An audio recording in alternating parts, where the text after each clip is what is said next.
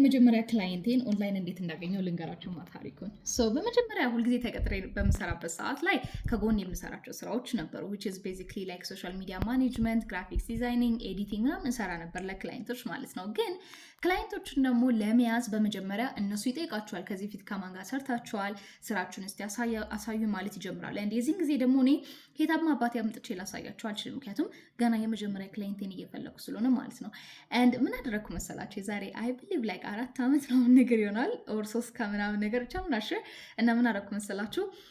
ፌክ ቢዝነስ ከፈትኩኝ፣ ላይክ ፌክ ቢዝነስ አካውንት ለኢንስታግራም እና ቲክቶክ ማለት ነው ከፈትኩና ከዛ በኋላ ያንን ካምፓኒ ያንን ፌክ አካውንት ፖስት ማድረግ ጀመርኩኝ። በቃ ግራፊክስ ዲዛይኖችን እየሰራው ቪዲዮችን ኤዲት እያደረኩኝ ካፕሽን እየጻፍኩኝ ፖስት አደርጋለሁ። ከዛ ሶሻል ሚዲያውን አናላይዝ አደርጋለሁ፣ ሪፖርቶች ምናምን አዘጋጃለሁ አስፍ ሪል ካምፓኒ እንደሆነ ማለት ነው። ግን ኢትስ ናት and የመጀመሪያ ክላይንቴን እዚህ ጊዜ የሚከፍል ክላይንት ሲዝ ማለት ነው ጠይቁኝ ላይ ከዚህ በፊት ምን ሰርተሻል ምናምን ነገር ሲሉኝ ይሄንን አካውንት አሳዩዋቸውና ወይ ሊገርማቸዋል፣ ይሄ የዚህ ሀገር ካምፓኒ አይደለም የውጭ ሀገር ካምፓኒ ነው፣ እኔ ነኝ እነዚህ ነገሮች የሰራሁላቸው ምናምን ነገር እንዳለ አሳዩዋቸው። ሶ ሪፖርት ጠየቁኝ ምናምን አንሾተም፣ ምክንያቱም ፉል ሶሻል ሚዲያ ማኔጅመንት ስላሽ ደግሞ ላይክ ዲጂታል ማርኬቲንግ የሚለውን ስራ እየወሰድኩላቸው ስለሆነ ማለት ነው።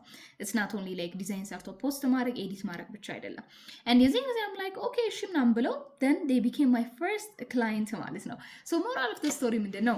ምናልባት ፍሪላንስ ለመስራት እያሰባችሁ ነገር ግን ከየት ልጀምር የመጀመሪያ ክላይንቴን እንዴት ላገኝ ካላችሁ hire yourself first። ቤዚክሊ ልክ እንደ እኔ እንዳደረኩኝ ፌክ አካውንትን ከፍታችሁ ምናምን ነገር እራሳችሁ እየሰራችሁ ያንን ነገር ማሳየት ትችላላችሁ። ማወቅ አይጠበቅባቸውም። ሪል ካምፓኒውን አይሆን ማወቅ አይጠበቅባቸውም። ምክንያቱም the only thing እነሱ ኬር የሚያደርጉት ስራውን መስራት ትችላላችሁ ወይ ዲሊቨር ማድረግ ትችላላችሁ ወይ ነው። and if that's the case then እዛ ነገር ላይ ሰርታችሁ ማሳየት ትችላላችሁ ማለት ነው።